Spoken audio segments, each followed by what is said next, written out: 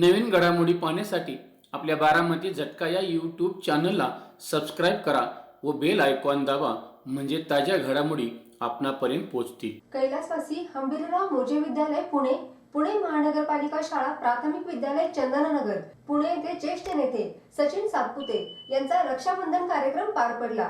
रक्षाबंधनाच्या शुभप्रसंगी ज्येष्ठ नेते सचिन सातपुते यांच्या लाडक्या बहिणींना दर महिन्याला 1000 रुपये ओवाळणी देण्याची अनोखी व भावनिक योजना जाहीर करण्यात आली।